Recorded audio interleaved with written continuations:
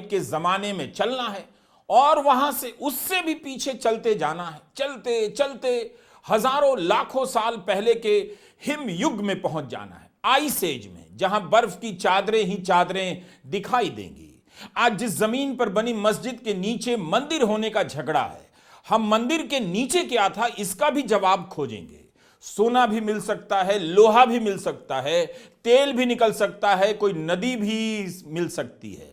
मैं इस वीडियो के जरिए समस्त भारतीयों के लिए एक ऐसा मिशन लॉन्च कर रहा हूं जिसके लिए सभी भारतीय मुझे कोसने वाले हैं, लेकिन इससे फायदा भारत को बहुत होगा। भारत में जहां भी जमीन है उसके नीचे क्या है इसका फाइनल जवाब हमेशा हमेशा के लिए मिल जाएगा।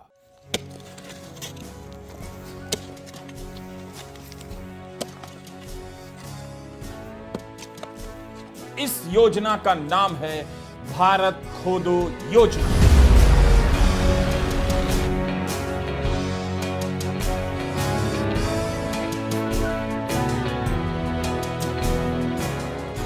खोदने की कोई गाइडलाइन जारी नहीं की जाएगी। आप अपनी या किसी की भी जमीन खोद सकते हैं। जमीन खाली हो जरूरी नहीं। आपके पास अगर फ्लैट है तो फ्लैट खोद डालिए, अपार्टमेंट है तो अपार्टमेंट का बेसमेंट खोद डालिए। आपके फ्लैट के नीचे क्या है इसका जवाब खोद कर मिलने वाला है। लिफ्ट का इस्तेमाल मत कीजिए। भारत का बच्चा बच्चा भारत की हर जमीन को 1 साल के भीतर खोद डालेगा और बाकायदा प्रमाणित किया जाएगा कि पता चल गया है कि इस जमीन के नीचे क्या है। हमें परिणाम की चिंता नहीं करनी है, बस खोदते जाना है। दे कुदाल दे कुदाल दे कुदाल, सुबह शाम खोदना है और खोदने के बाद कुछ नहीं मिले तो निराश नहीं होना है। उस गड्ढे को वापस भर देना है। किसी दूसरे के कान में कह देना है कि जो हमने खोदा था उसके नीचे क्या है, अब तुम भी खोदो, कुछ ना कुछ मिलेगा। एक ही गड्ढे को बार बार खोदा जा सकता है। किसकी किस्मत से क्या निकल जाए कौन जानता है। क्या पीडब्ल्यूडी के सड़क बनाने के बाद सिंचाई विभाग उसी सड़क को नहीं खोदता है तो खुदी हुई जमीन भरने के बाद भी खोदी जा सकती है। इसी योजना का नाम है भारत खोदो योजना।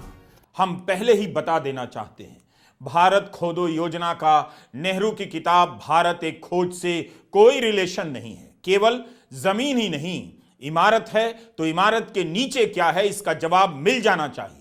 पेड़ है तो पेड़ के नीचे क्या है, नदी है तो नदी के नीचे क्या है, पहाड़ है तो उसके नीचे क्या है। हम सब खोद कर नीचे चले जाएंगे और पता लगा लेंगे कि जमीन के नीचे क्या है।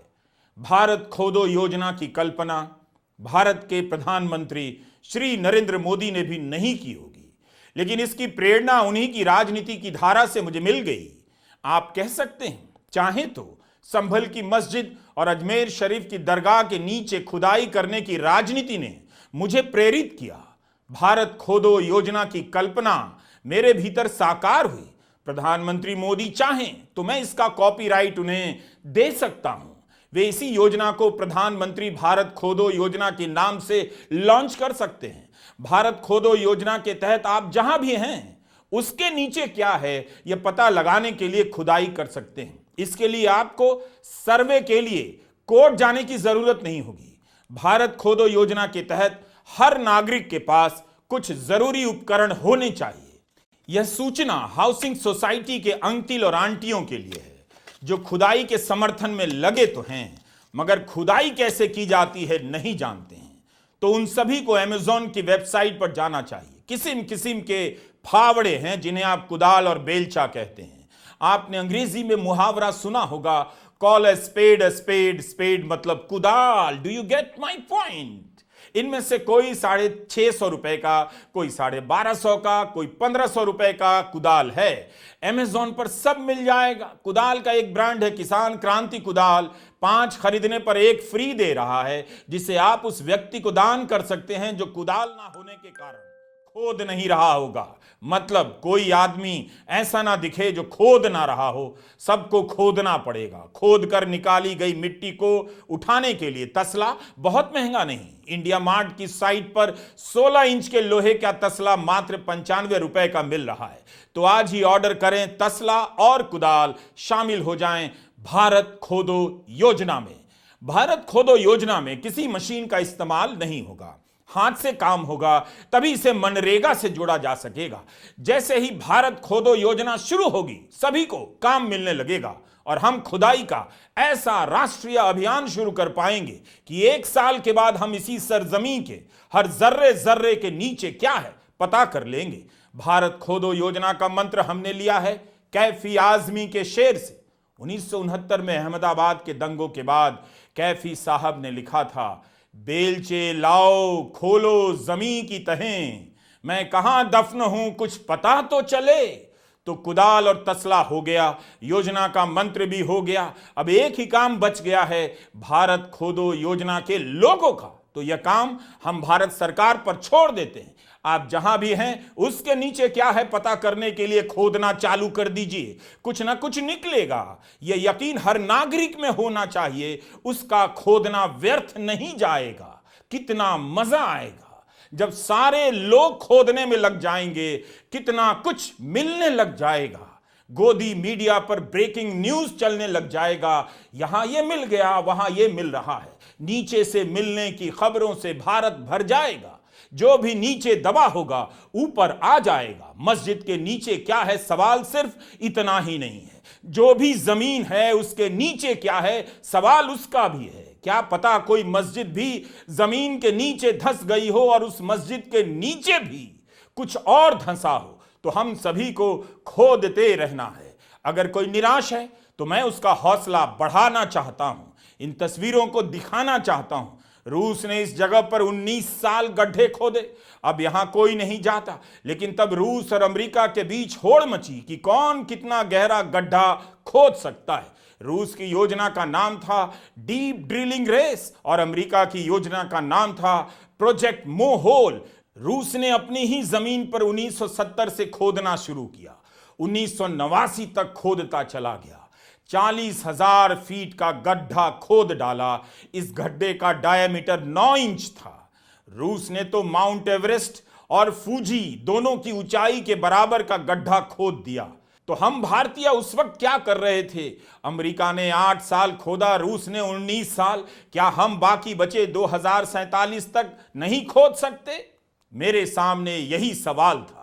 1947 से हम आजाद हैं, हम अपनी जमीन के मालिक हो चुके हैं, फिर भी हमने अभी तक खोदा नहीं।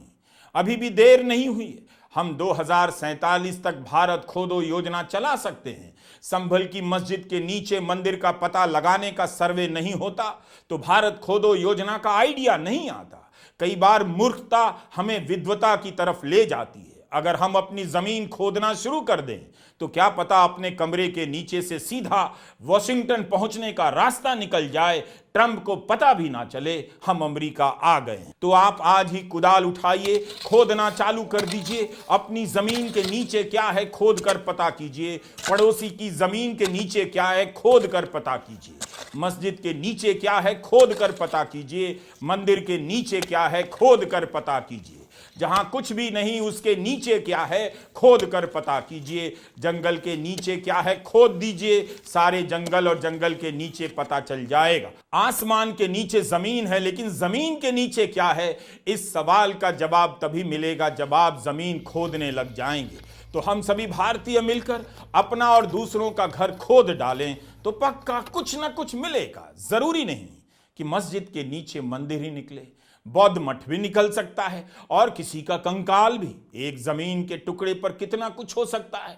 भारत खोदो योजना का मजाक उड़ाने वालों से मेरी अपील है, 1989 में आई कॉमिक स्ट्रिप पढ़िए। रिचर्ड मैगवायर ने बाद में अपनी इस कॉमिक स्ट्रिप को उपन्यास में बदल दिया। इस उपन्यास का नाम है हियर, हिंदी में मतलब हुआ यहां, इधर। इसी नवंबर में अमेरिका में फिल्म रिलीज हुई, उसका नाम हियर है, जो रिचर्ड मैगवायर के उपन्यास पर आधारित है। इस फिल्म की कहानी तो यही है कि जिस जमीन पर 1959 में घर बना था, जिसमें एक भरा पूरा परिवार रहा करता था, उसी जमीन पर 1764 में जंगलों को काटकर लकड़ी का एक घर बना जो आग में जल गया। 1764 से 2500 साल पहले जंगल था और जंगल बर्फ की चादरों से ढका था।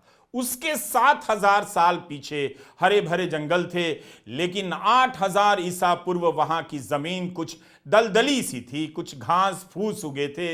इस तरह से उसी जमीन के टुकड़े ने दलदल से जंगल, जंगल से लकड़ी का घर और लकड़ी के घर से सीमेंट का घर बनते देखा। रॉबर्ट जेमेकिस की यह फिल्म है। फिल्म बनाने वालों ने काश, संभल से लेकर ज्ञानवापी और अजमेर शरीफ दरगाह के सर्वे को शामिल कर लिया होता तो उनकी फिल्म संभल बरेली अजमेर में सुपर हिट हो जाती। करुणा